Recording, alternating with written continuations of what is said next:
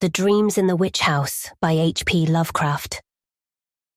Whether the dreams brought on the fever, or the fever brought on the dreams, Walter Gilman did not know.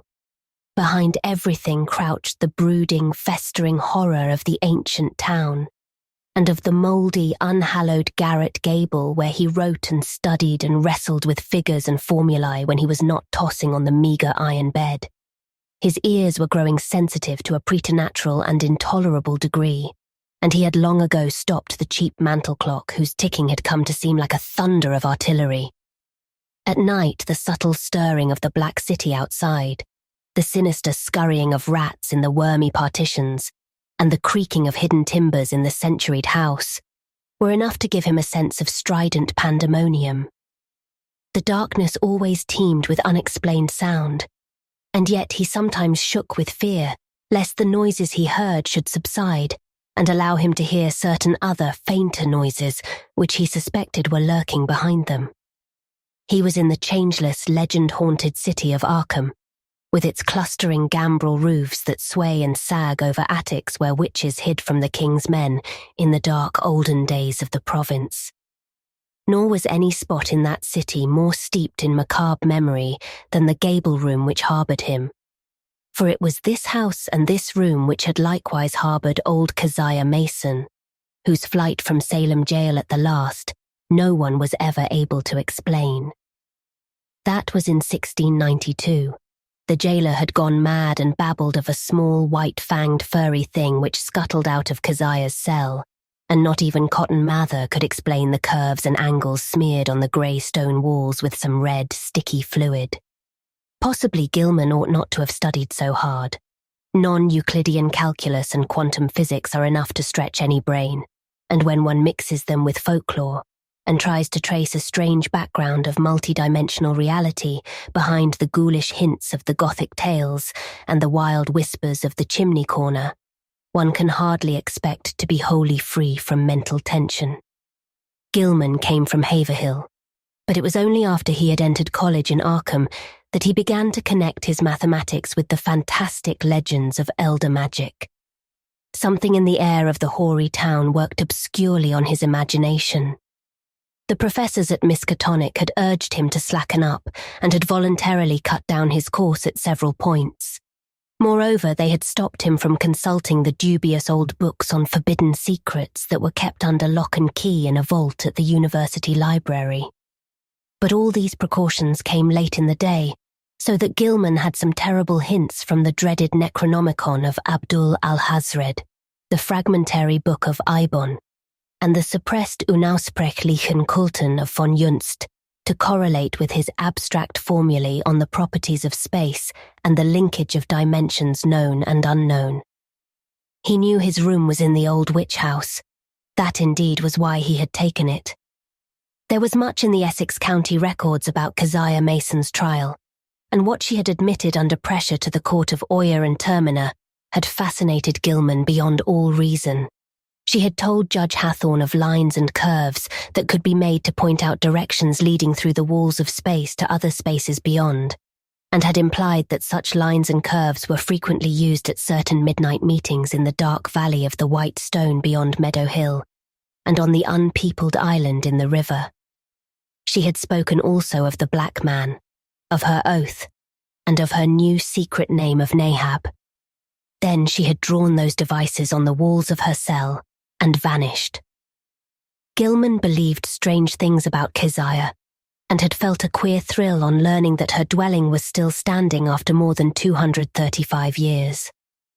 When he heard the hushed Arkham whispers about Keziah's persistent presence in the old house and the narrow streets, about the irregular human tooth marks left on certain sleepers in that and other houses, about the childish cries heard near May Eve and Hallowmass, about the stench often noted in the old house's attic, just after those dreaded seasons, and about the small, furry, sharp-toothed thing which haunted the mouldering structure and the town and nuzzled people curiously in the black hours before dawn, he resolved to live in the place at any cost.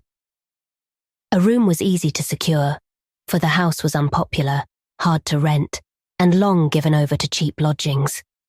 Gilman could not have told what he expected to find there, but he knew he wanted to be in the building where some circumstance had more or less suddenly given a mediocre old woman of the 17th century an insight into mathematical depths perhaps beyond the utmost modern delvings of Planck, Heisenberg, Einstein, and de Sitter.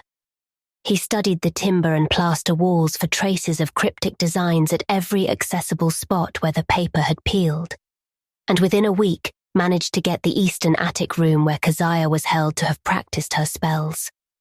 It had been vacant from the first, for no one had ever been willing to stay there long, but the Polish landlord had grown wary about renting it. Yet nothing whatever happened to Gilman till about the time of the fever. No ghostly Keziah flitted through the sombre halls and chambers. No small furry thing crept into his dismal eyrie to nuzzle him, and no record of the witch's incantations rewarded his constant search. Sometimes he would take walks through shadowy tangles of unpaved, musty-smelling lanes where eldritch brown houses of unknown age leaned and tottered and leered mockingly through narrow, small-paned windows. Here he knew strange things had happened once, and there was a faint suggestion behind the surface that everything of that monstrous past might not, at least in the darkest, narrowest, and most intricately crooked alleys, have utterly perished.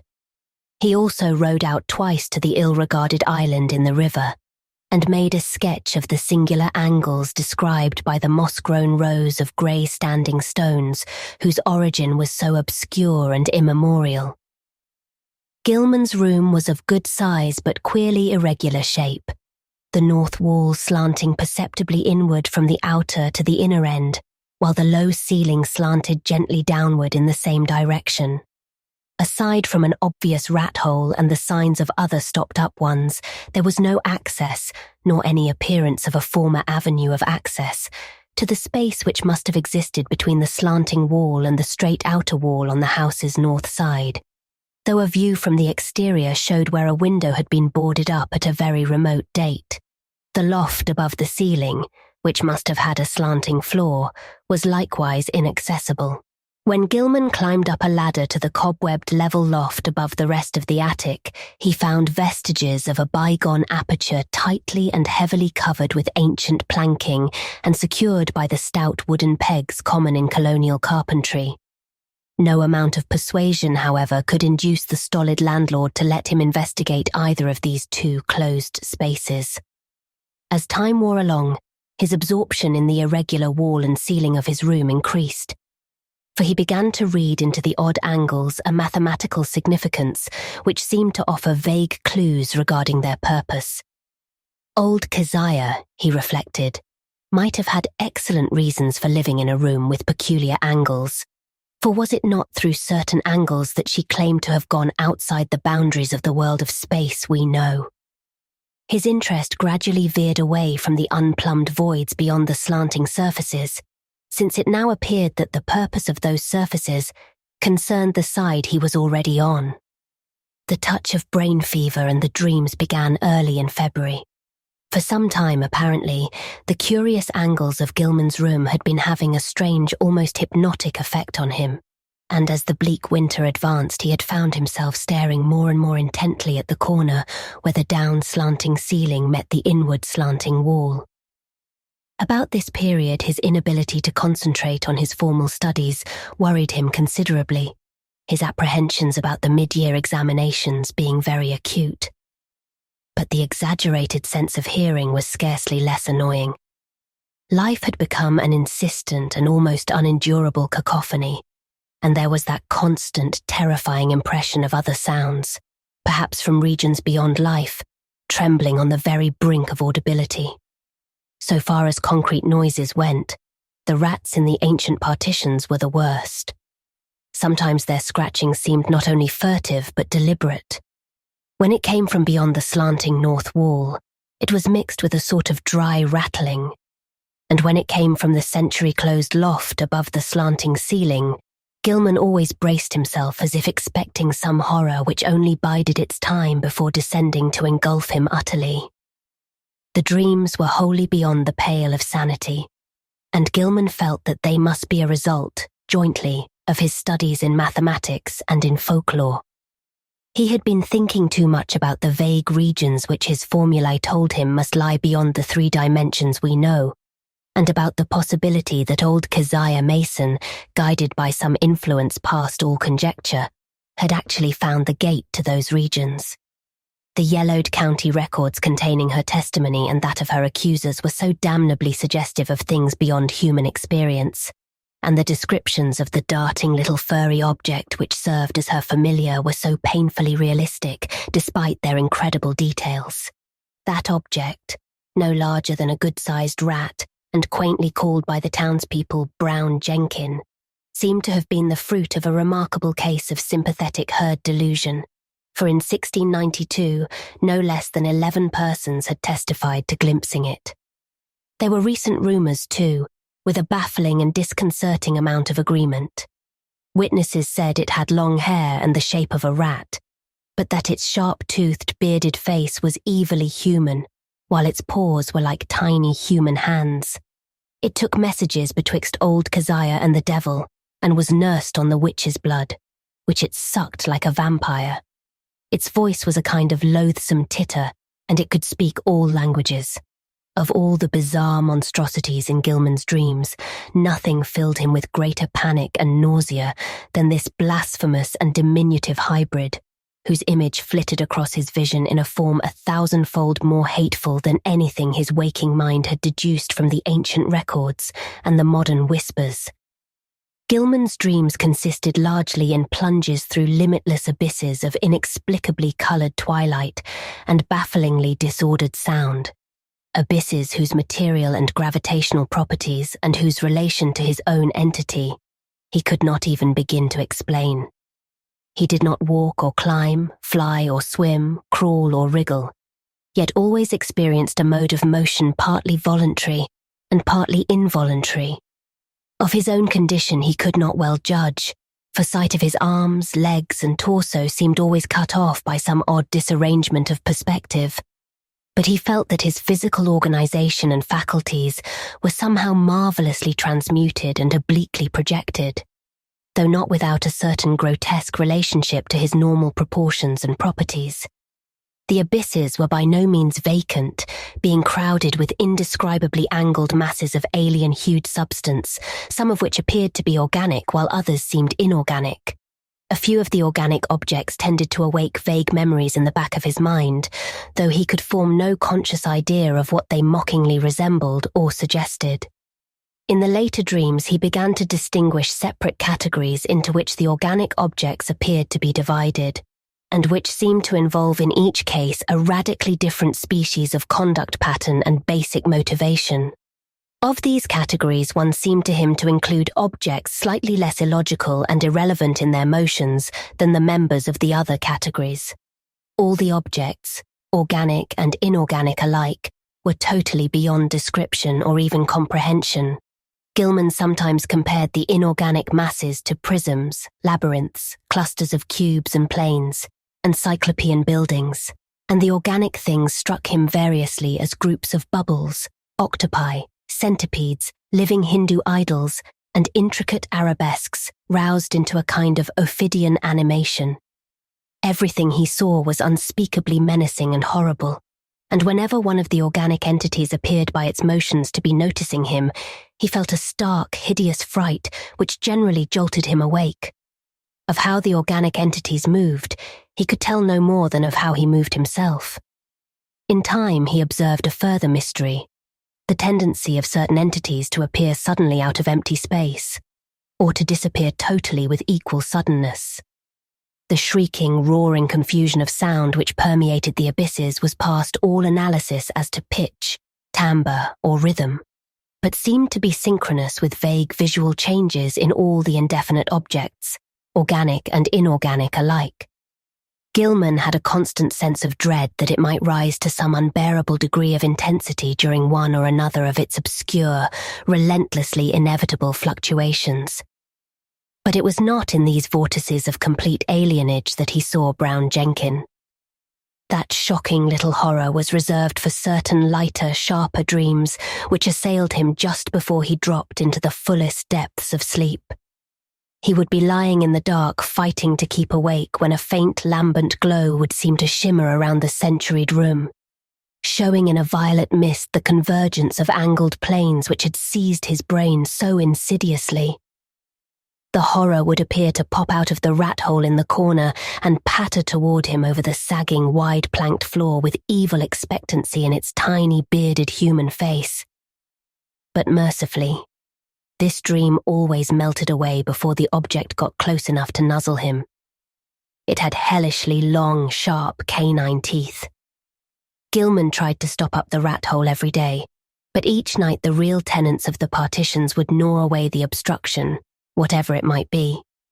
Once he had the landlord nail-tin over it, but the next night the rats gnawed a fresh hole, in making which they pushed or dragged out into the room a curious little fragment of bone. Gilman did not report his fever to the doctor, for he knew he could not pass the examinations if ordered to the college infirmary, when every moment was needed for cramming.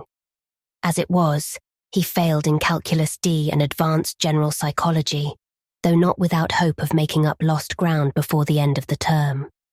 It was in March when the fresh element entered his lighter preliminary dreaming, and the nightmare shape of Brown Jenkin began to be companioned by the nebulous blur, which grew more and more to resemble a bent old woman.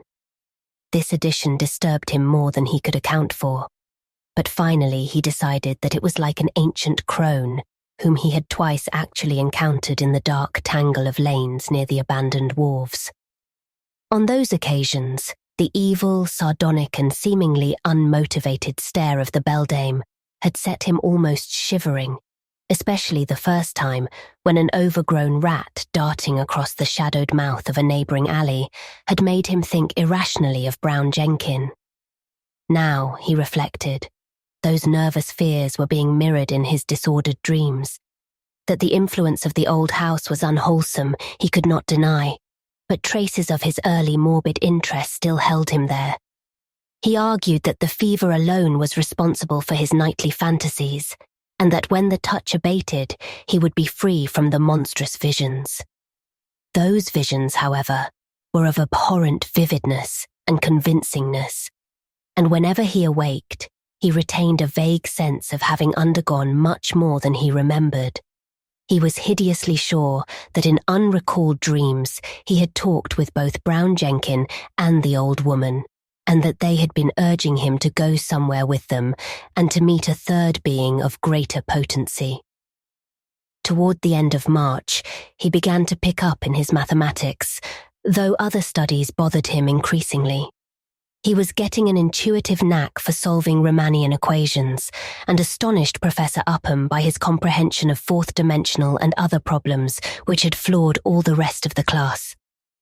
One afternoon there was a discussion of possible freakish curvatures in space and of theoretical points of approach or even contact between our part of the cosmos and various other regions as distant as the farthest stars or the transgalactic gulfs themselves, or even as fabulously remote as the tentatively conceivable cosmic units beyond the whole Einsteinian space-time continuum.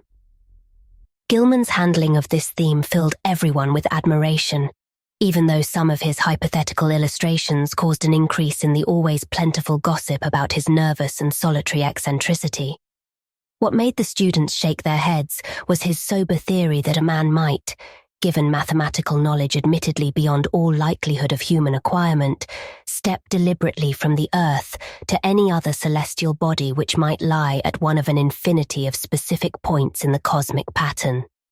Such a step, he said, would require only 2 stages. First, a passage out of the 3-dimensional sphere we know, and second, a passage back to the 3-dimensional sphere at another point, perhaps one of infinite remoteness. That this could be accomplished without loss of life was in many cases conceivable. Any being from any part of 3-dimensional space could probably survive in the 4th dimension, and its survival of the second stage would depend upon what alien part of 3-dimensional space it might select for its re-entry.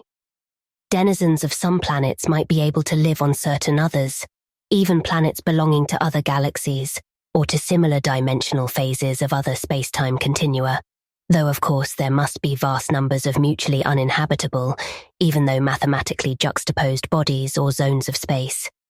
It was also possible that the inhabitants of a given dimensional realm could survive entry to many unknown and incomprehensible realms of additional or indefinitely multiplied dimensions, be they within or outside the given space-time continuum, and that the converse would be likewise true.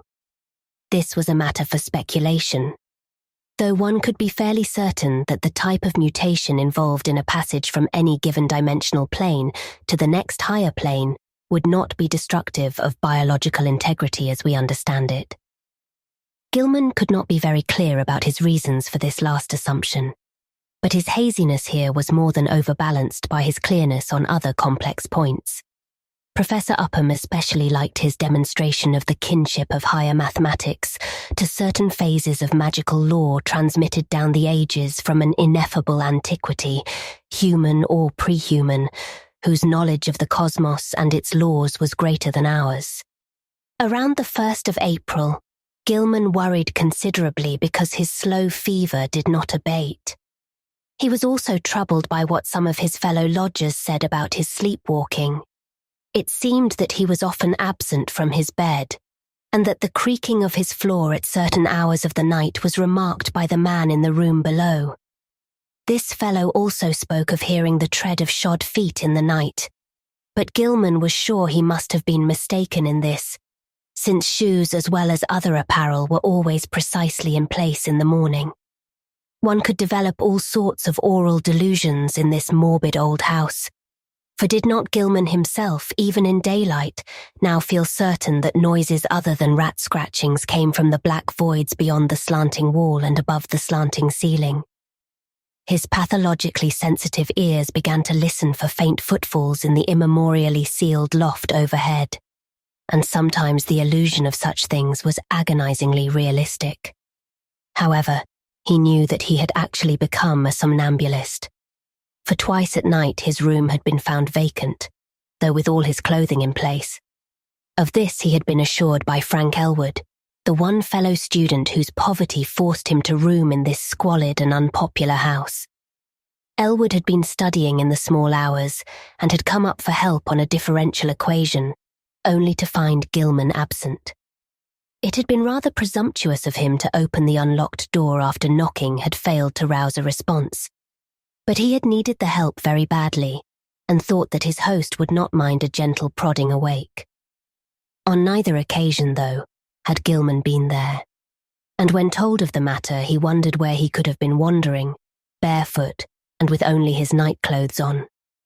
He resolved to investigate the matter if reports of his sleepwalking continued, and thought of sprinkling flour on the floor of the corridor to see where his footsteps might lead. The door was the only conceivable egress, for there was no possible foothold outside the narrow window. As April advanced, Gilman's fever-sharpened ears were disturbed by the whining prayers of a superstitious loom fixer named Joe Mazurowicz, who had a room on the ground floor.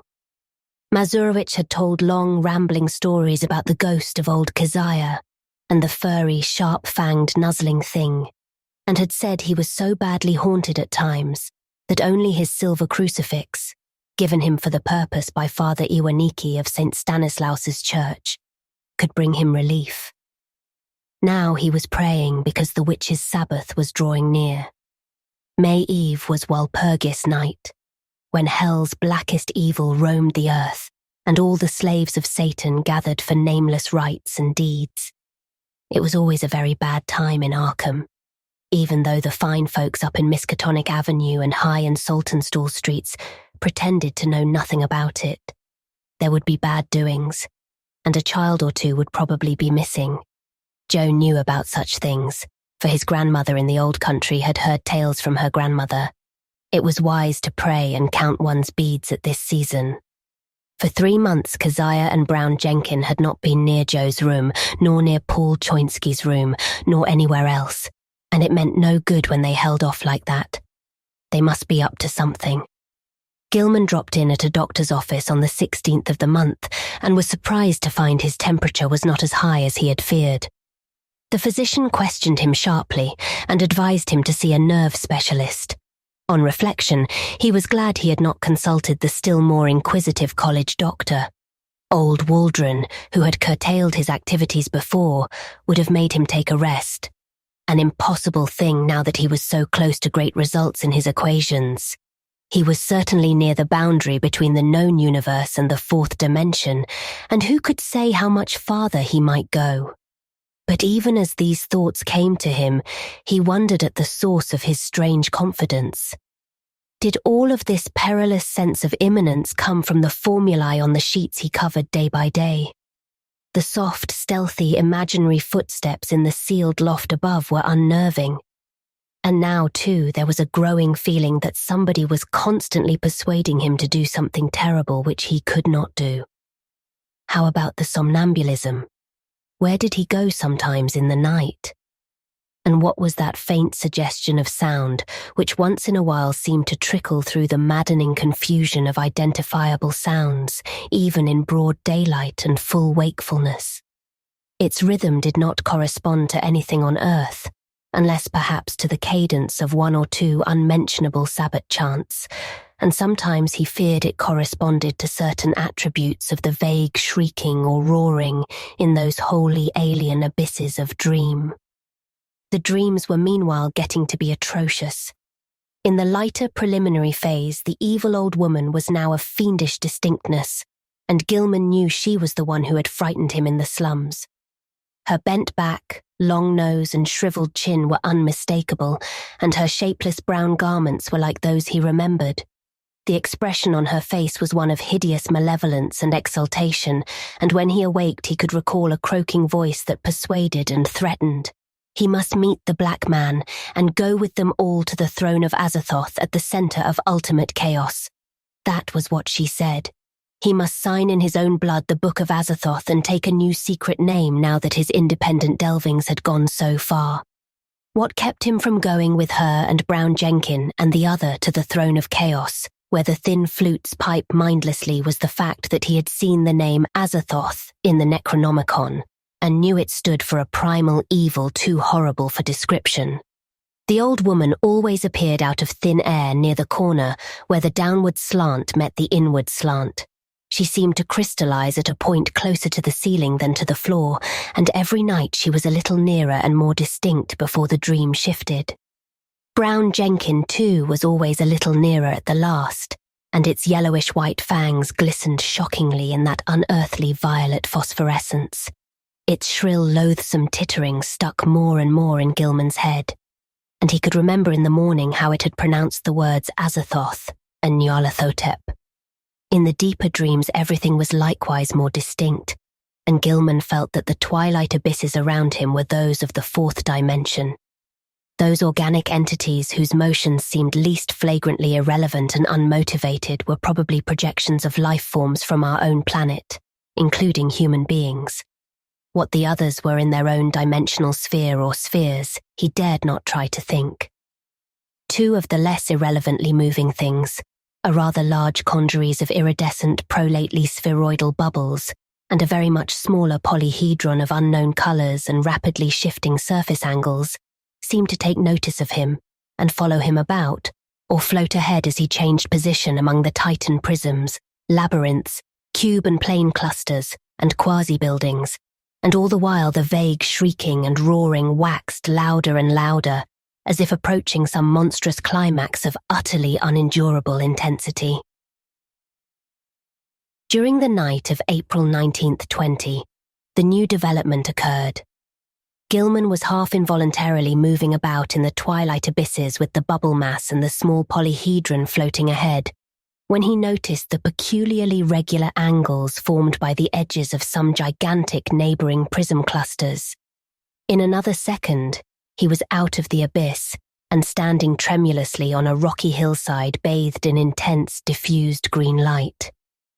He was barefooted and in his nightclothes, and when he tried to walk, discovered that he could scarcely lift his feet. A swirling vapor hid everything but the immediate sloping terrain from sight, and he shrank from the thought of the sounds that might surge out of that vapor. Then he saw the two shapes laboriously crawling toward him, the old woman and the little furry thing. The crone strained up to her knees and managed to cross her arms in a singular fashion, while Brown Jenkin pointed in a certain direction with a horribly anthropoid forepaw, which it raised with evident difficulty. Spurred by an impulse he did not originate, Gilman dragged himself forward along a course determined by the angle of the old woman's arms and the direction of the small monstrosity's paw, and before he had shuffled 3 steps, he was back in the twilight abysses. Geometrical shapes seethed around him, and he fell dizzily and interminably. At last he woke in his bed in the crazily angled garret of the eldritch old house. He was good for nothing that morning, and stayed away from all his classes. Some unknown attraction was pulling his eyes in a seemingly irrelevant direction, for he could not help staring at a certain vacant spot on the floor. As the day advanced, the focus of his unseeing eyes changed position, and by noon he had conquered the impulse to stare at vacancy. About 2 o'clock he went out for lunch, and as he threaded the narrow lanes of the city, he found himself turning always to the southeast. Only an effort halted him at a cafeteria in Church Street, and after the meal he felt the unknown pull still more strongly. He would have to consult a nerve specialist after all. Perhaps there was a connection with his somnambulism, but meanwhile he might at least try to break the morbid spell himself.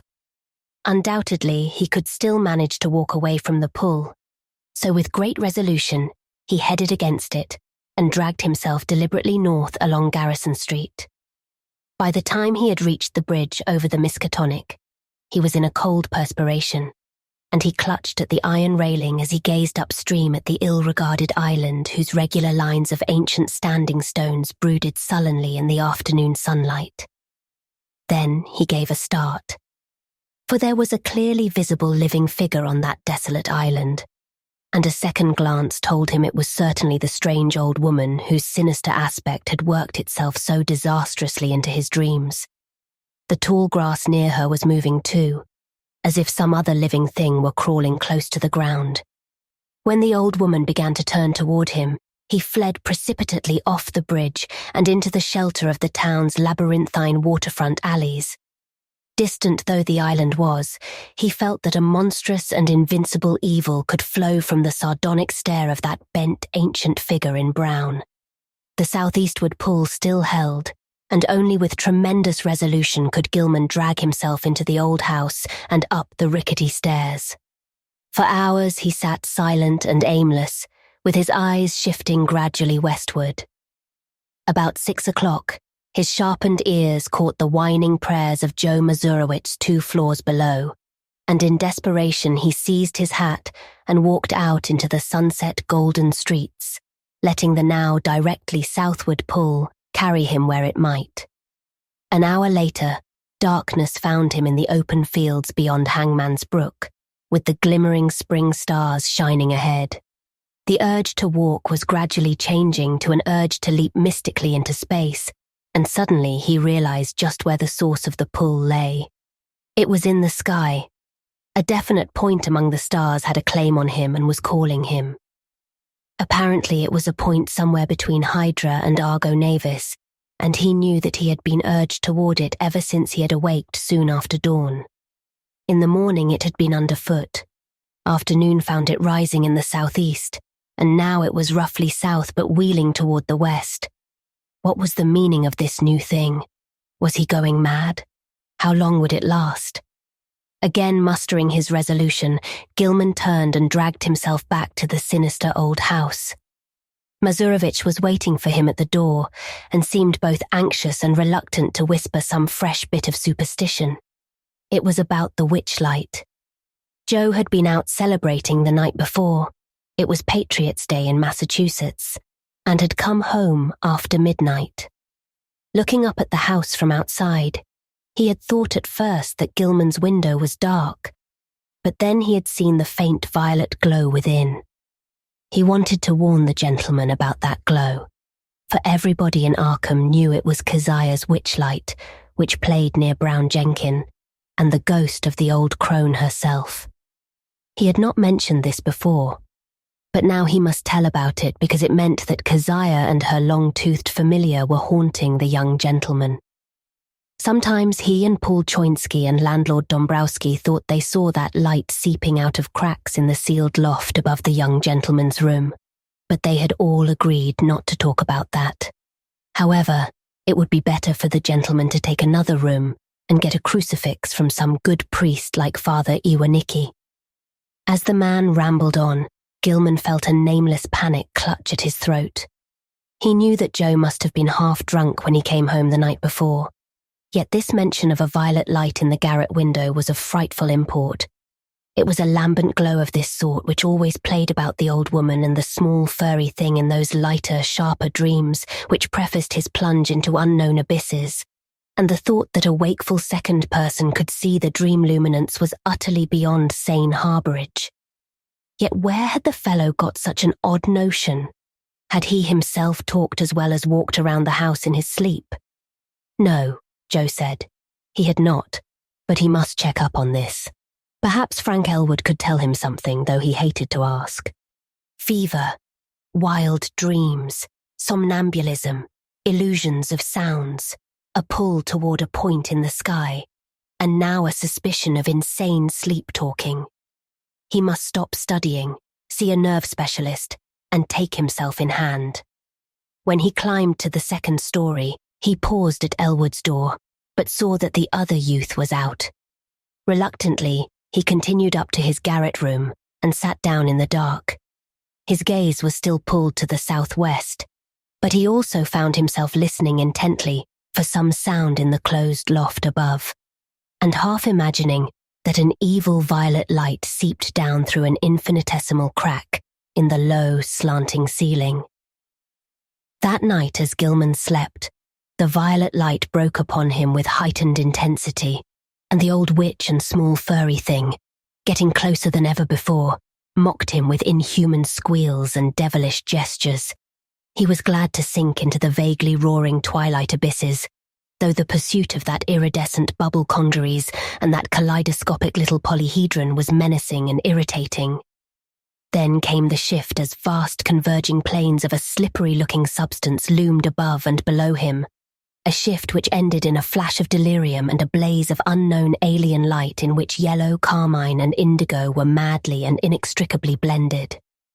He was half lying on a high, fantastically balustraded terrace above a boundless jungle of outlandish, incredible peaks, balanced plains, domes, minarets, horizontal discs poised on pinnacles, and numberless forms of still greater wildness, some of stone and some of metal, which glittered gorgeously in the mixed, almost blistering glare from a polychromatic sky.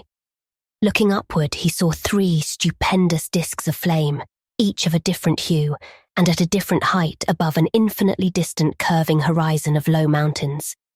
Behind him, tiers of higher terraces towered aloft as far as he could see. The city below stretched away to the limits of vision, and he hoped that no sound would well up from it. The pavement from which he easily raised himself was of a veined, polished stone beyond his power to identify, and the tiles were cut in bizarre angled shapes which struck him as less asymmetrical than based on some unearthly symmetry whose laws he could not comprehend. The balustrade was chest-high, delicate, and fantastically wrought, while along the rail were ranged at short intervals little figures of grotesque design and exquisite workmanship. They, like the whole balustrade, seemed to be made of some sort of shining metal whose colour could not be guessed in this chaos of mixed effulgences, and their nature utterly defied conjecture. They represented some ridged, barrel-shaped object with thin horizontal arms radiating spoke-like from a central ring, and with vertical knobs or bulbs projecting from the head and base of the barrel. Each of these knobs was the hub of a system of 5 long, flat, triangularly tapering arms arranged around it like the arms of a starfish, nearly horizontal, but curving slightly away from the central barrel. The base of the bottom knob was fused to the long railing with so delicate a point of contact that several figures had been broken off and were missing. The figures were about 4.5 inches in height, while the spiky arms gave them a maximum diameter of about 2.5 inches. When Gilman stood up, the tiles felt hot to his bare feet. He was wholly alone, and his first act was to walk to the balustrade and look dizzily down at the endless Cyclopean city almost 2,000 feet below.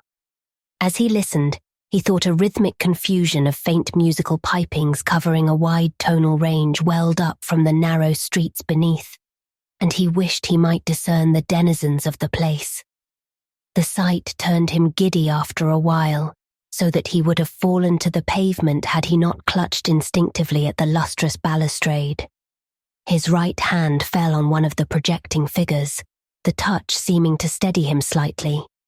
It was too much, however, for the exotic delicacy of the metalwork, and the spiky figure snapped off under his grasp.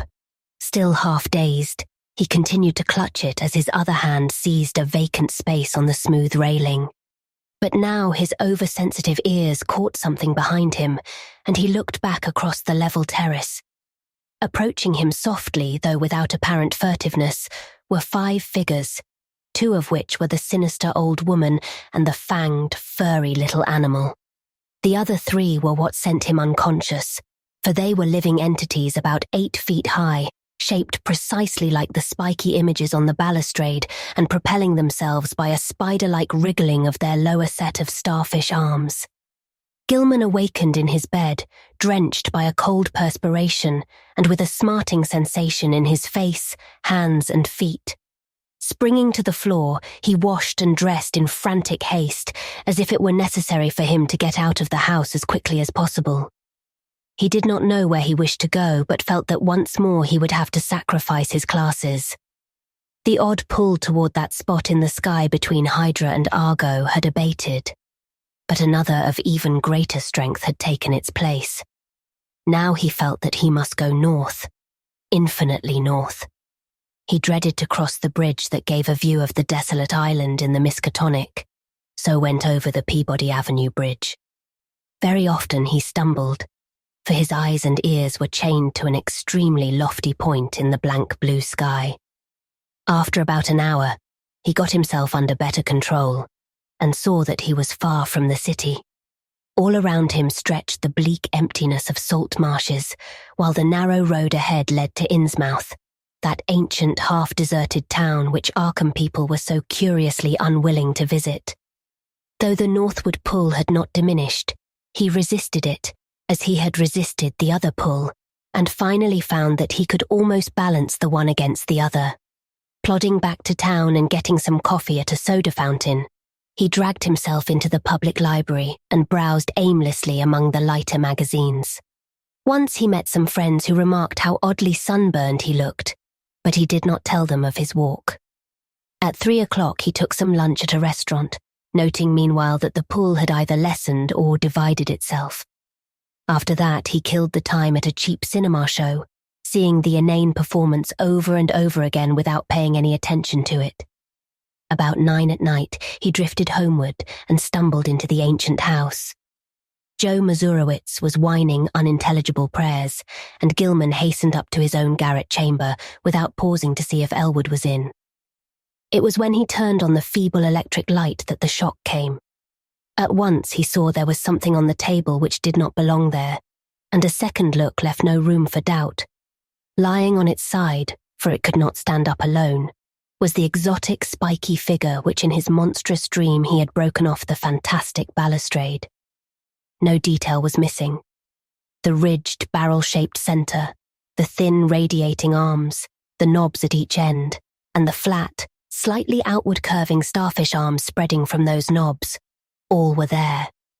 In the electric light, the color seemed to be a kind of iridescent grey veined with green, and Gilman could see amidst his horror and bewilderment that one of the knobs ended in a jagged break corresponding to its former point of attachment to the dream railing. Only his tendency toward a dazed stupor prevented him from screaming aloud. This fusion of dream and reality was too much to bear. Still dazed, he clutched at the spiky thing and staggered downstairs to landlord Dombrowski's quarters. The whining prayers of the superstitious loom fixer were still sounding through the mouldy halls, but Gilman did not mind them now. The landlord was in and greeted him pleasantly. No, he had not seen that thing before and did not know anything about it. but his wife had said she found a funny tin thing in one of the beds when she fixed the rooms at noon, and maybe that was it. Dombrowski called her, and she waddled in. Yes, that was the thing. She had found it in the young gentleman's bed, on the side next the wall. It had looked very queer to her, but of course the young gentleman had lots of queer things in his room. Books and curios and pictures and markings on paper. She certainly knew nothing about it. So Gilman climbed upstairs again in a mental turmoil, convinced that he was either still dreaming or that his somnambulism had run to incredible extremes and led him to depredations in unknown places. Where had he got this ultra thing? He did not recall seeing it in any museum in Arkham. It must have been somewhere, though, and the sight of it as he snatched it in his sleep must have caused the odd dream picture of the balustraded terrace. Next day, he would make some very guarded inquiries and perhaps see the nerve specialist. Meanwhile, he would try to keep track of his somnambulism. As he went upstairs and across the garret hall, he sprinkled about some flour which he had borrowed, with a frank admission as to its purpose, from the landlord. He had stopped at Elwood's door on the way, but had found all dark within.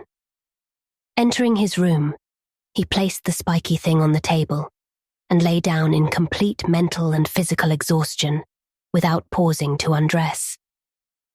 From the closed loft above the slanting ceiling, he thought he heard a faint scratching and padding, but he was too disorganized even to mind it. That cryptical pull from the north was getting very strong again, though it seemed now to come from a lower place in the sky. In the dazzling violet light of dream, the old woman and the fanged, furry thing came again, and with a greater distinctness than on any former occasion. This time they actually reached him, and he felt the crone's withered claws clutching at him. He was pulled out of bed and into empty space, and for a moment he heard a rhythmic roaring and saw the twilight amorphousness of the vague abysses seething around him. But that moment was very brief, for presently he was in a crude, windowless little space with rough beams and planks rising to a peak just above his head, and with a curious slanting floor underfoot. Propped level on that floor were low cases full of books of every degree of antiquity and disintegration, and in the centre were a table and bench, both apparently fastened in place. Small objects of unknown shape and nature were ranged on the tops of the cases, and in the flaming violet light, Gilman thought he saw a counterpart of the spiky image which had puzzled him so horribly. On the left, the floor fell abruptly away, leaving a black triangular gulf out of which, after a second's dry rattling, there presently climbed the hateful little furry thing with the yellow fangs and bearded human face. The evilly grinning beldame still clutched him, and beyond the table stood a figure he had never seen before. A tall, lean man of dead black coloration, wholly devoid of either hair or beard, and wearing as his only garment a shapeless robe of some heavy black fabric. His feet were indistinguishable because of the table and bench, but he must have been shod, since there was a clicking whenever he changed position.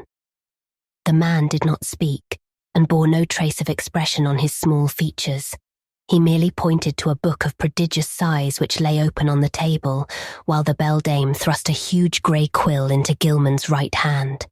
Over everything was a pall of intensely maddening fear, and the climax was reached when the furry thing ran up the dreamer's clothing to his shoulders, and then down his left arm, finally biting him sharply in the wrist just below his cuff.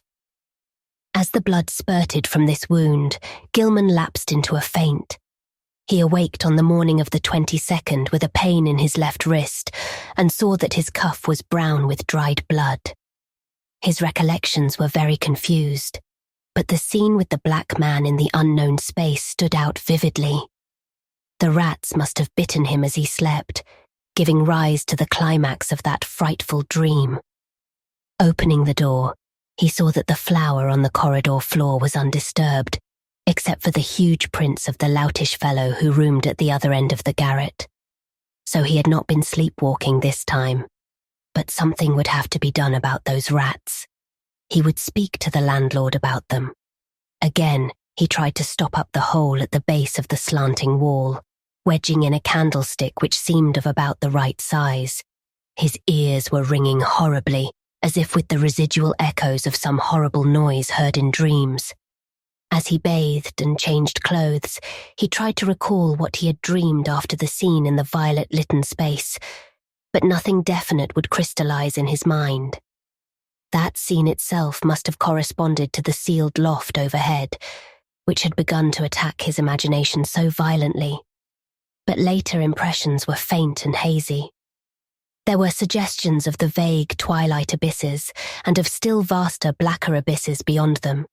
Abysses in which all fixed suggestions of form were absent. He had been taken there by the bubble congeries and the little polyhedron which always dogged him. But they, like himself, had changed to wisps of milky, barely luminous mist in this farther void of ultimate blackness. Something else had gone on ahead. A larger wisp which now and then condensed into nameless approximations of form. And he thought that their progress had not been in a straight line, but rather along the alien curves and spirals of some ethereal vortex which obeyed laws unknown to the physics and mathematics of any conceivable cosmos. Eventually, there had been a hint of vast, leaping shadows, of a monstrous, half-acoustic pulsing, and of the thin, monotonous piping of an unseen flute. But that was all. Gilman decided he had picked up that last conception from what he had read in the Necronomicon about the mindless entity Azathoth, which rules all time and space from a curiously environed black throne at the center of chaos. When the blood was washed away, the wrist wound proved very slight, and Gilman puzzled over the location of the 2 tiny punctures.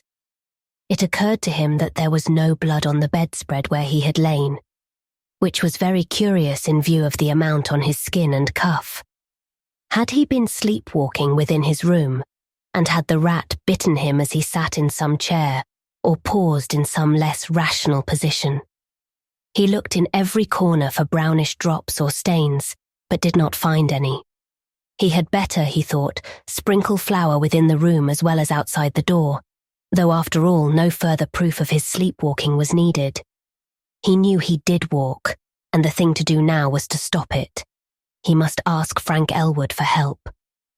This morning the strange pulls from space seemed lessened, though they were replaced by another sensation even more inexplicable.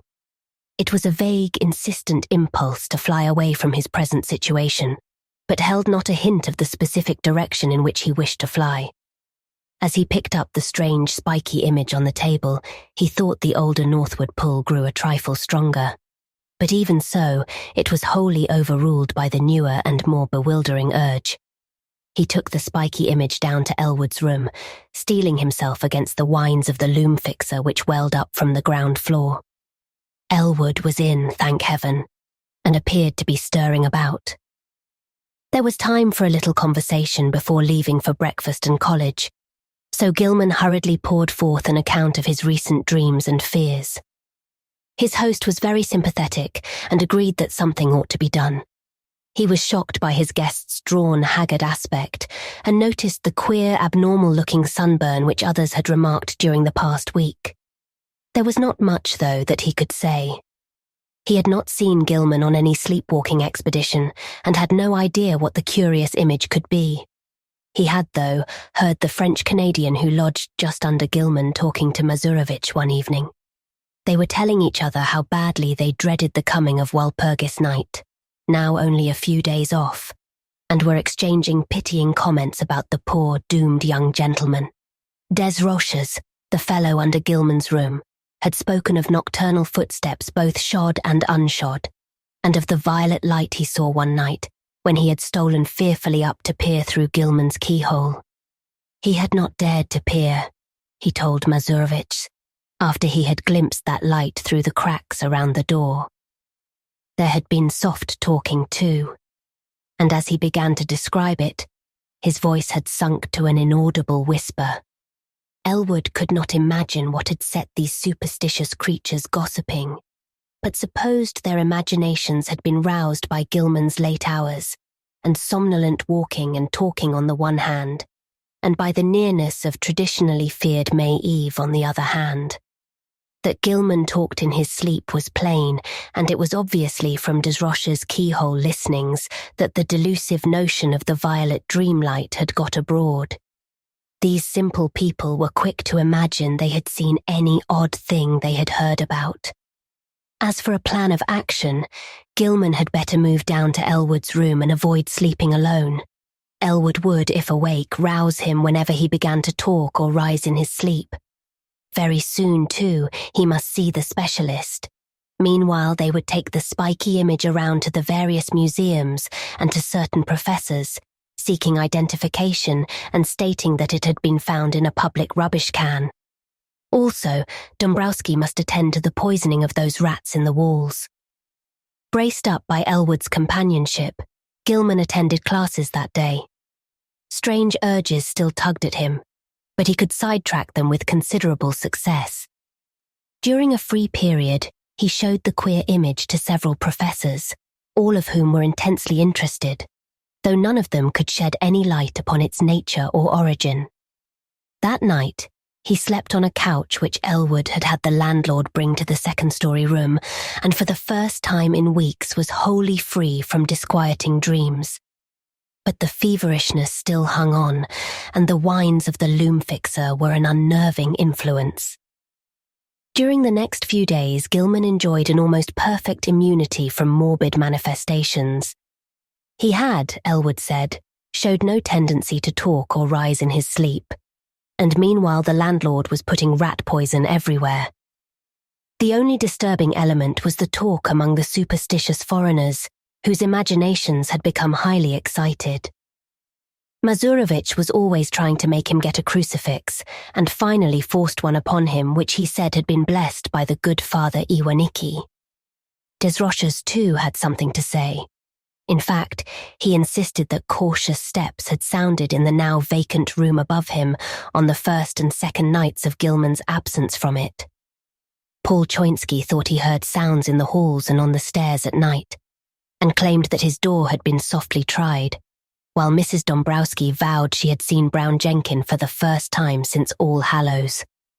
But such naive reports could mean very little, and Gilman let the cheap metal crucifix hang idly from a knob on his host's dresser. For 3 days, Gilman and Elwood canvassed the local museums in an effort to identify the strange spiky image, but always without success. In every quarter, however, interest was intense, for the utter alienage of the thing was a tremendous challenge to scientific curiosity. One of the small radiating arms was broken off and subjected to chemical analysis, and the result is still talked about in college circles. Professor Ellery found platinum, iron, and tellurium in the strange alloy. But mixed with these were at least 3 other apparent elements of high atomic weight, which chemistry was absolutely powerless to classify. Not only did they fail to correspond with any known element, but they did not even fit the vacant places reserved for probable elements in the periodic system. The mystery remains unsolved to this day, though the image is on exhibition at the Museum of Miskatonic University. On the morning of April 27th, a fresh rat hole appeared in the room where Gilman was a guest, but Dombrowski tinned it up during the day. The poison was not having much effect, for scratchings and scurryings in the walls were virtually undiminished. Elwood was out late that night, and Gilman waited up for him. He did not wish to go to sleep in a room alone, especially since he thought he had glimpsed in the evening twilight the repellent old woman whose image had become so horribly transferred to his dreams. He wondered who she was, and what had been near her rattling the tin can in a rubbish heap at the mouth of a squalid courtyard. The crone had seemed to notice him and leer evilly at him, though perhaps this was merely his imagination. The next day, both youths felt very tired, and knew they would sleep like logs when night came.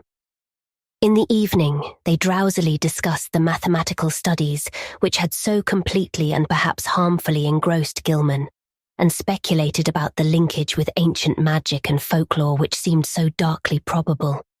They spoke of old Keziah Mason, and Elwood agreed that Gilman had good scientific grounds for thinking she might have stumbled on strange and significant information. The hidden cults to which these witches belonged often guarded and handed down surprising secrets from elder, forgotten eons. And it was by no means impossible that Keziah had actually mastered the art of passing through dimensional gates. Tradition emphasizes the uselessness of material barriers in halting a witch's motions. And who can say what underlies the old tales of broomstick rides through the night? Whether a modern student could ever gain similar powers from mathematical research alone was still to be seen. Success, Gilman added, might lead to dangerous and unthinkable situations. For who could foretell the conditions pervading an adjacent but normally inaccessible dimension? On the other hand, the picturesque possibilities were enormous. Time could not exist in certain belts of space, and by entering and remaining in such a belt, one might preserve one's life and age indefinitely, never suffering organic metabolism or deterioration except for slight amounts incurred during visits to one's own or similar planes. One might, for example, pass into a timeless dimension and emerge at some remote period of the Earth's history as young as before. Whether anybody had ever managed to do this, one could hardly conjecture with any degree of authority.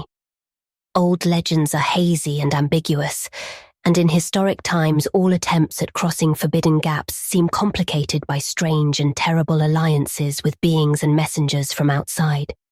There was the immemorial figure of the deputy or messenger of hidden and terrible powers, the black man of the witch cult, and the Nyarlathotep of the Necronomicon. There was, too, the baffling problem of the lesser messengers or intermediaries, the quasi-animals and queer hybrids which legend depicts as witches' familiars. As Gilman and Elwood retired, too sleepy to argue further, they heard Joe Mazurowitz reel into the house half drunk and shuddered at the desperate wildness of his whining prayers. That night, Gilman saw the violet light again. In his dream, he had heard a scratching and gnawing in the partitions and thought that someone fumbled clumsily at the latch. Then he saw the old woman and the small furry thing advancing toward him over the carpeted floor. The beldame's face was alight with inhuman exultation, and the little yellow-toothed morbidity tittered mockingly as it pointed at the heavily sleeping form of Elwood on the other couch across the room. A paralysis of fear stifled all attempts to cry out. As once before, the hideous crone seized Gilman by the shoulders, yanking him out of bed and into empty space. Again, the infinitude of the shrieking twilight abysses flashed past him, but in another second he thought he was in a dark, muddy, unknown alley of fetid odours, with the rotting walls of ancient houses towering up on every hand. Ahead was the robed black man he had seen in the peaked space in the other dream, while from a lesser distance the old woman was beckoning and grimacing imperiously. Brown Jenkin was rubbing itself with a kind of affectionate playfulness around the ankles of the black man, which the deep mud largely concealed. There was a dark open doorway on the right, to which the black man silently pointed. Into this, the grimacing crone started, dragging Gilman after her by his pyjama sleeve. There were evil-smelling staircases which creaked ominously, and on which the old woman seemed to radiate a faint violet light, and finally, a door leading off a landing. The crone fumbled with the latch and pushed the door open, motioning to Gilman to wait and disappearing inside the black aperture. The youth's oversensitive ears caught a hideous strangled cry, and presently the beldame came out of the room bearing a small, senseless form, which she thrust at the dreamer as if ordering him to carry it. The sight of this form and the expression on its face broke the spell. Still too dazed to cry out, he plunged recklessly down the noisome staircase and into the mud outside, halting only when seized and choked by the waiting black man. As consciousness departed, he heard the faint, shrill tittering of the fanged, rat-like abnormality. On the morning of the 29th, Gilman awaked into a maelstrom of horror. The instant he opened his eyes, he knew something was terribly wrong, for he was back in his old garret room with the slanting wall and ceiling, sprawled on the now unmade bed. His throat was aching inexplicably, and as he struggled to a sitting posture, he saw with growing fright that his feet and pyjama bottoms were brown with caked mud. For the moment his recollections were hopelessly hazy, but he knew at least that he must have been sleepwalking. Elwood had been lost too deeply in slumber to hear and stop him. On the floor were confused muddy prints, but oddly enough they did not extend all the way to the door. The more Gilman looked at them, the more peculiar they seemed. For in addition to those he could recognize as his, there were some smaller, almost round markings, such as the legs of a large chair or table might make, except that most of them tended to be divided into halves. There were also some curious muddy rat tracks leading out of a fresh hole and back into it again. Utter bewilderment and the fear of madness racked Gilman as he staggered to the door and saw that there were no muddy prints outside. The more he remembered of his hideous dream, the more terrified he felt, and it added to his desperation to hear Joe Mazurowicz chanting mournfully 2 floors below. Descending to Elwood's room, he roused his still-sleeping host and began telling of how he had found himself, but Elwood could form no idea of what might really have happened. Where Gilman could have been, how he got back to his room without making tracks in the hall, and how the muddy furniture-like prints came to be mixed with his in the garret chamber, were wholly beyond conjecture. Then there were those dark, livid marks on his throat, as if he had tried to strangle himself. He put his hands up to them, but found that they did not even approximately fit. While they were talking, Desroches dropped in to say that he had heard a terrific clattering overhead in the dark, small hours. No, there had been no one on the stairs after midnight, though just before midnight he had heard faint footfalls in the garret, and cautiously descending steps he did not like. It was, he added, a very bad time of year for Arkham. The young gentleman had better be sure to wear the crucifix Joe Mazurowicz had given him. Even the daytime was not safe, for after dawn there had been strange sounds in the house, especially a thin, childish wail hastily choked off. Gilman mechanically attended classes that morning, but was wholly unable to fix his mind on his studies. A mood of hideous apprehension and expectancy had seized him, and he seemed to be awaiting the fall of some annihilating blow. At noon he lunched at the university spa, picking up a paper from the next seat as he waited for dessert. But he never ate that dessert, for an item on the paper's first page left him limp, wild-eyed, and able only to pay his check and stagger back to Elwood's room. There had been a strange kidnapping the night before in Orne's gangway, and the 2-year-old child of a clod-like laundry worker named Anastasia Wolejko had completely vanished from sight. The mother, it appeared, had feared the event for some time, but the reasons she assigned for her fear were so grotesque that no one took them seriously. She had, she said, seen Brown Jenkin about the place now and then ever since early in March, and knew from its grimaces and titterings that little Ladislas must be marked for sacrifice at the awful Sabbat on Walpurgis night.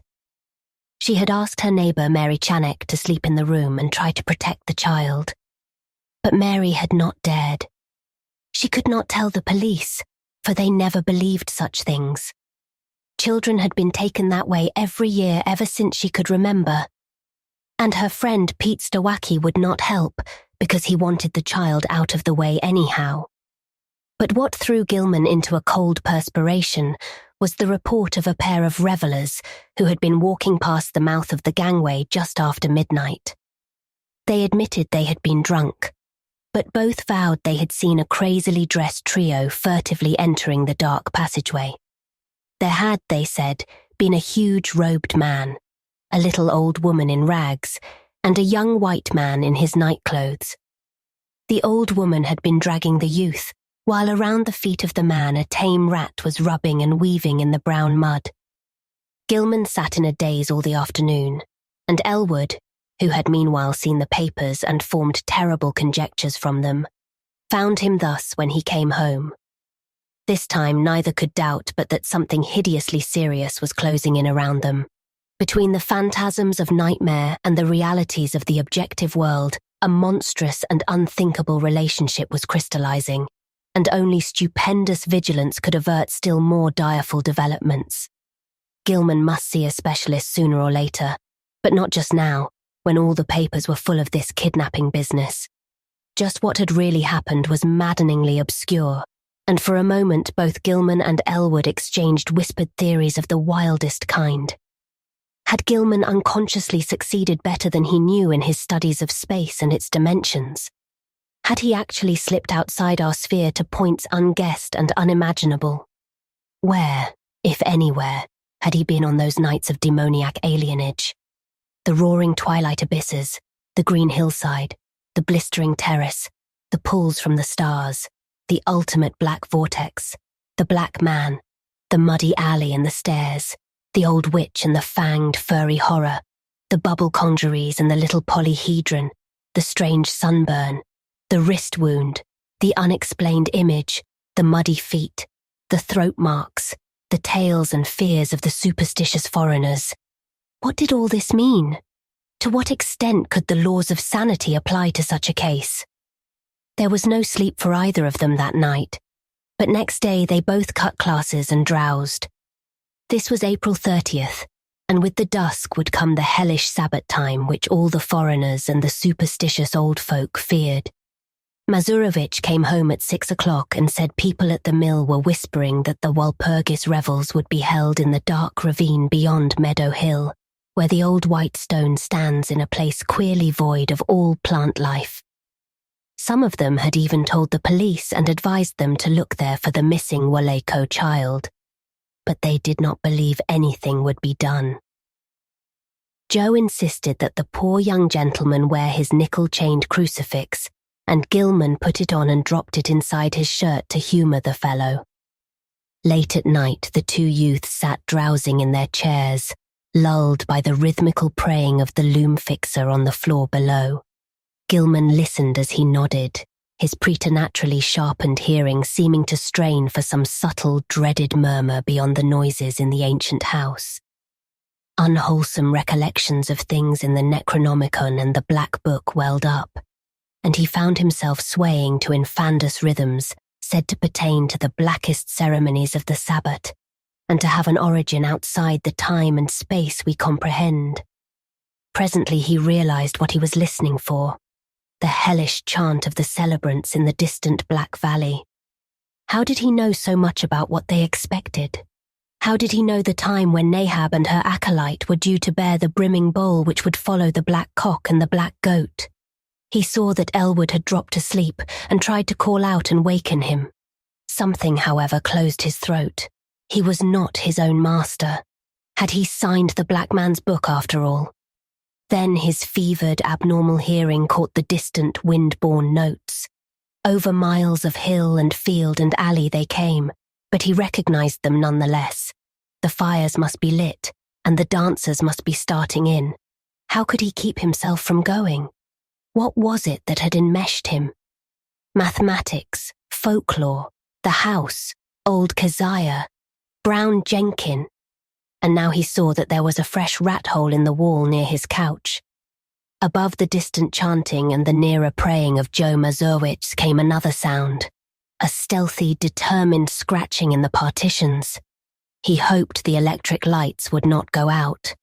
Then he saw the fanged, bearded little face in the rat hole, the accursed little face which he at last realized bore such a shocking, mocking resemblance to old Keziah's, and heard the faint fumbling at the door. The screaming twilight abysses flashed before him, and he felt himself helpless in the formless grasp of the iridescent bubble conjuries. Ahead raced the small kaleidoscopic polyhedron, and all through the churning void there was a heightening and acceleration of the vague tonal pattern which seemed to foreshadow some unutterable and unendurable climax.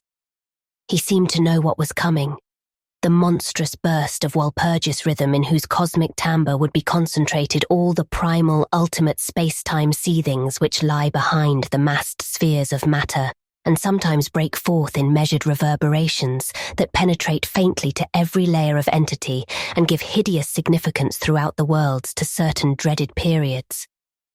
But all this vanished in a second.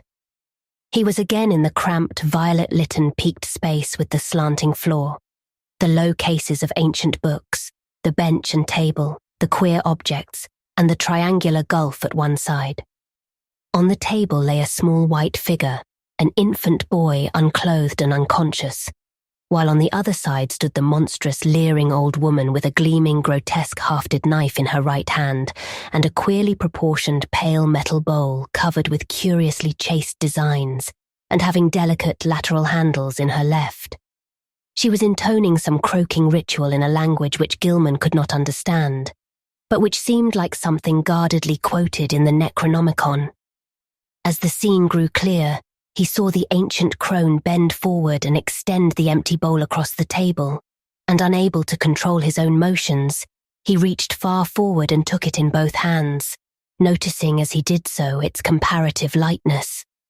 At the same moment, the disgusting form of Brown Jenkins scrambled up over the brink of the triangular black gulf on his left. The crone now motioned him to hold the bowl in a certain position, while she raised the huge, grotesque knife above the small white victim as high as her right hand could reach. The fanged, furry thing began tittering a continuation of the unknown ritual, while the witch croaked loathsome responses. Gilman felt a gnawing, poignant abhorrence shoot through his mental and emotional paralysis, and the light metal bowl shook in his grasp. A second later, the downward motion of the knife broke the spell completely, and he dropped the bowl with a resounding bell-like clangor while his hands darted out frantically to stop the monstrous deed. In an instant, he had edged up the slanting floor around the end of the table and wrenched the knife from the old woman's claws, sending it clattering over the brink of the narrow triangular gulf. In another instant, however, matters were reversed, for those murderous claws had locked themselves tightly around his own throat, while the wrinkled face was twisted with insane fury.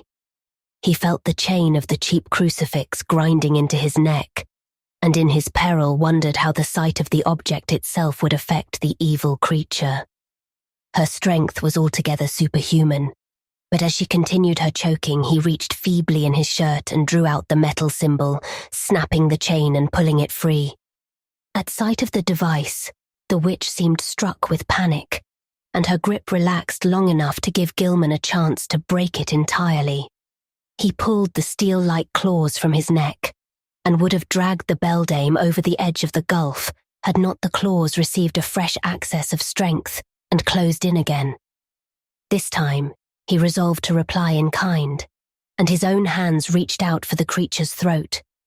Before she saw what he was doing, he had the chain of the crucifix twisted about her neck, and a moment later he had tightened it enough to cut off her breath. During her last struggle, he felt something bite at his ankle and saw that Brown Jenkin had come to her aid. With one savage kick, he sent the morbidity over the edge of the gulf and heard it whimper on some level far below. Whether he had killed the ancient crone he did not know, but he let her rest on the floor where she had fallen. Then, as he turned away, he saw on the table a sight which nearly snapped the last thread of his reason. Brown Jenkin, tough of sinew and with 4 tiny hands of demoniac dexterity, had been busy while the witch was throttling him, and his efforts had been in vain. What he had prevented the knife from doing to the victim's chest, the yellow fangs of the furry blasphemy had done to a wrist, and the bowl so lately on the floor stood full beside the small, lifeless body. In his dream delirium, Gilman heard the hellish, alien-rhythmed chant of the Sabbat coming from an infinite distance, and knew the black man must be there. Confused memories mixed themselves with his mathematics, and he believed his subconscious mind held the angles which he needed to guide him back to the normal world, alone and unaided for the first time. He felt sure he was in the immemorially sealed loft above his own room, but whether he could ever escape through the slanting floor or the long-stopped egress he doubted greatly. Besides, would not an escape from a dream loft bring him merely into a dream house, an abnormal projection of the actual place he sought? He was wholly bewildered as to the relation betwixt dream and reality in all his experiences. The passage through the vague abysses would be frightful, for the Walpurgis rhythm would be vibrating, and at last he would have to hear that hitherto veiled cosmic pulsing which he so mortally dreaded. Even now he could detect a low, monstrous shaking whose tempo he suspected all too well. At Sabbat time it always mounted and reached through to the worlds to summon the initiate to nameless rites. Half the chants of the Sabbat were patterned on this faintly overheard pulsing which no earthly ear could endure in its unveiled spatial fullness. Gilman wondered too whether he could trust his instinct to take him back to the right part of space. How could he be sure he would not land on that green-litten hillside of a far planet, on the tessellated terrace above the city of tentacled monsters somewhere beyond the galaxy, or in the spiral black vortices of that ultimate void of chaos wherein reigns the mindless demon Sultan Azathoth? Just before he made the plunge, the violet light went out and left him in utter blackness. The witch, old Keziah Nahab, that must have meant her death, and mixed with the distant chant of the Sabbat and the whimpers of Brown Jenkin in the gulf below, he thought he heard another and wilder whine from unknown depths. Joe Mazurowitz, the prayers against the crawling chaos now turning to an inexplicably triumphant shriek, worlds of sardonic actuality impinging on vortices of febrile dream. Ea Shub Nigarath, the goat with 1,000 young.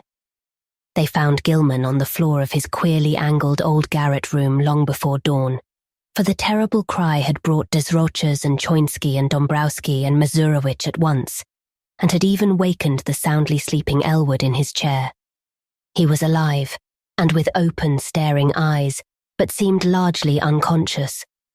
On his throat were the marks of murderous hands, and on his left ankle was a distressing rat bite. His clothing was badly rumpled, and Joe's crucifix was missing. Elwood trembled, afraid even to speculate on what new form his friend's sleepwalking had taken. Mazurowicz seemed half-dazed because of a sign he said he had had in response to his prayers, and he crossed himself frantically when the squealing and whimpering of a rat sounded from beyond the slanting partition. When the dreamer was settled on his couch in Elwood's room, they sent for Dr. Malkowski, a local practitioner who would repeat no tales where they might prove embarrassing, and he gave Gilman 2 hypodermic injections which caused him to relax in something like natural drowsiness. During the day, the patient regained consciousness at times and whispered his newest dream disjointedly to Elwood. It was a painful process, and at its very start brought out a fresh and disconcerting fact. Gilman, whose ears had so lately possessed an abnormal sensitiveness, was now stone deaf. Dr. Malkowski, summoned again in haste, told Elwood that both eardrums were ruptured, as if by the impact of some stupendous sound intense beyond all human conception or endurance. How such a sound could have been heard in the last few hours without arousing all the Miskatonic Valley was more than the honest physician could say. Elwood wrote his part of the colloquy on paper so that a fairly easy communication was maintained. Neither knew what to make of the whole chaotic business and decided it would be better if they thought as little as possible about it. Both, though, agreed that they must leave this ancient and accursed house as soon as it could be arranged. Evening papers spoke of a police raid on some curious revelers in a ravine beyond Meadow Hill just before dawn, and mentioned that the white stone there was an object of age-long superstitious regard. Nobody had been caught, but among the scattering fugitives had been glimpsed a huge man. In another column it was stated that no trace of the missing child Ladislas Woleko had been found. The crowning horror came that very night. Elwood will never forget it, and was forced to stay out of college the rest of the term because of the resulting nervous breakdown. He had thought he heard rats in the partitions all the evening, but paid little attention to them. Then, long after both he and Gilman had retired, the atrocious shrieking began. Elwood jumped up, turned on the lights, and rushed over to his guest's couch. The occupant was emitting sounds of veritably inhuman nature, as if racked by some torment beyond description. He was writhing under the bedclothes, and a great red stain was beginning to appear on the blankets. Elwood scarcely dared to touch him, but gradually the screaming and writhing subsided. By this time, Dombrowski, Choinsky, Desroches, Mazurowicz, and the top-floor lodger were all crowding into the doorway, and the landlord had sent his wife back to telephone for Dr. Malkowski. Everybody shrieked when a large rat-like form suddenly jumped out from beneath the ensanguined bedclothes and scuttled across the floor to a fresh open hole close by. When the doctor arrived and began to pull down those frightful covers, Walter Gilman was dead. It would be barbarous to do more than suggest what had killed Gilman. There had been virtually a tunnel through his body. Something had eaten his heart out. Dombrowski, frantic at the failure of his constant rat-poisoning efforts, cast aside all thought of his lease and within a week had moved with all his older lodgers to a dingy but less ancient house in Walnut Street. The worst thing for a while was keeping Joe Mazurowicz quiet, for the brooding loom fixer would never stay sober and was constantly whining and muttering about spectral and terrible things. It seems that on that last hideous night, Joe had stooped to look at the crimson rat tracks which led from Gilman's couch to the nearby hole. On the carpet, they were very indistinct, but a piece of open flooring intervened between the carpet's edge and the baseboard. There, Mazurowicz had found something monstrous, or thought he had, for no one else could quite agree with him despite the undeniable queerness of the prints. The tracks on the flooring were certainly vastly unlike the average prints of a rat, but even Choinsky and Desroches would not admit that they were like the prints of 4 tiny human hands. The house was never rented again. As soon as Dombrowski left it, the pall of its final desolation began to descend, for people shunned it both on account of its old reputation and because of the new fetid odour. Perhaps the ex-landlord's rat poison had worked after all, for not long after his departure, the place became a neighbourhood nuisance. Health officials traced the smell to the closed spaces above and beside the eastern garret room and agreed that the number of dead rats must be enormous. They decided, however, that it was not worth their while to hew open and disinfect the long-sealed spaces, for the feuilleton would soon be over, and the locality was not one which encouraged fastidious standards. Indeed, there were always vague local tales of unexplained stenches upstairs in the witch house just after May Eve and Hallowmass. The neighbours grumblingly acquiesced in the inertia, but the feuilleton nonetheless formed an additional count against the place. Toward the last, the house was condemned as an habitation by the building inspector. Gilman's dreams and their attendant circumstances have never been explained. Elwood, whose thoughts on the entire episode are sometimes almost maddening, came back to college the next autumn and graduated in the following June. He found the spectral gossip of the town much diminished, and it is indeed a fact that, notwithstanding certain reports of a ghostly tittering in the deserted house, which lasted almost as long as that edifice itself, no fresh appearances either of old Keziah or of Brown Jenkin have been muttered of since Gilman's death. It is rather fortunate that Elwood was not in Arkham in that later year when certain events abruptly renewed the local whispers about elder horrors. Of course, he heard about the matter afterward and suffered untold torments of black and bewildered speculation, but even that was not as bad as actual nearness and several possible sites would have been. In March 1931, a gale wrecked the roof and great chimney of the vacant witch house, so that a chaos of crumbling bricks, blackened moss-grown shingles and rotting planks and timbers crashed down into the loft and broke through the floor beneath. The whole attic story was choked with debris from above, but no one took the trouble to touch the mess before the inevitable razing of the decrepit structure. That ultimate step came in the following December, and it was when Gilman's old room was cleared out by reluctant, apprehensive workmen that the gossip began. Among the rubbish which had crashed through the ancient slanting ceiling were several things which made the workmen pause and call in the police. Later, the police in turn called in the coroner and several professors from the university. There were bones, badly crushed and splintered, but clearly recognizable as human, whose manifestly modern date conflicted puzzlingly with the remote period at which their only possible lurking place, the low, slant-floored loft overhead, had supposedly been sealed from all human access. The coroner's physician decided that some belonged to a small child, while certain others, found mixed with shreds of rotten brownish cloth, belonged to a rather undersized, bent female of advanced years.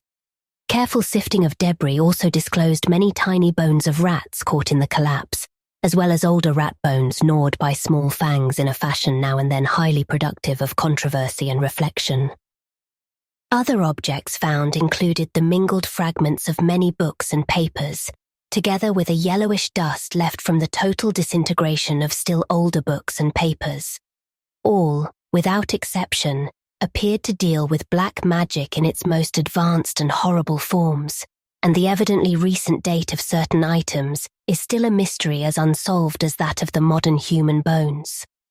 An even greater mystery is the absolute homogeneity of the crabbed, archaic writing found on a wide range of papers, whose conditions and watermarks suggest age differences of at least 150 to 200 years.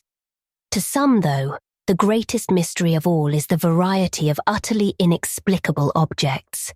Objects whose shapes, materials, types of workmanship and purposes baffle all conjecture, found scattered amidst the wreckage in evidently diverse states of injury.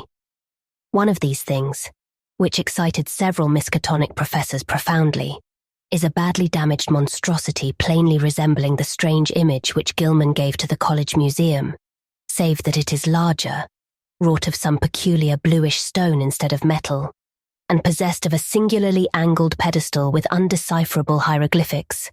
Archaeologists and anthropologists are still trying to explain the bizarre designs chased on a crushed bowl of light metal, whose inner side bore ominous brownish stains when found. Foreigners and credulous grandmothers are equally garrulous about the modern nickel crucifix, with broken chain mixed in the rubbish and shiveringly identified by Joe Mazurowitz as that which he had given poor Gilman many years before. Some believe this crucifix was dragged up to the sealed loft by rats, while others think it must have been on the floor in some corner of Gilman's old room all the time. Still others, including Joe himself, have theories too wild and fantastic for sober credence. When the slanting wall of Gilman's room was torn out, the once sealed triangular space between that partition and the house's north wall was found to contain much less structural debris, even in proportion to its size, than the room itself, though it had a ghastly layer of older materials which paralyzed the wreckers with horror. In brief, the floor was a veritable ossuary of the bones of small children, some fairly modern, but others extending back in infinite gradations to a period so remote that crumbling was almost complete. On this deep, bony layer rested a knife of great size, obvious antiquity, and grotesque, ornate and exotic design, above which the debris was piled. In the midst of this debris, wedged between a fallen plank and a cluster of cemented bricks from the ruined chimney, was an object destined to cause more bafflement, veiled fright, and openly superstitious talk in Arkham than anything else discovered in the haunted and accursed building. This object was the partly crushed skeleton of a huge diseased rat, whose abnormalities of form are still a topic of debate and source of singular reticence among the members of Miskatonic's Department of Comparative Anatomy. Very little concerning this skeleton has leaked out, but the workmen who found it whisper in shocked tones about the long brownish hairs with which it was associated. The bones of the tiny paws, it is rumoured, imply prehensile characteristics more typical of a diminutive monkey than of a rat, while the small skull with its savage yellow fangs is of the utmost anomalousness, appearing from certain angles like a miniature, monstrously degraded parody of a human skull. The workmen crossed themselves in fright when they came upon this blasphemy, but later burned candles of gratitude in St. Stanislaus's church because of the shrill, ghostly tittering they felt they would never hear again.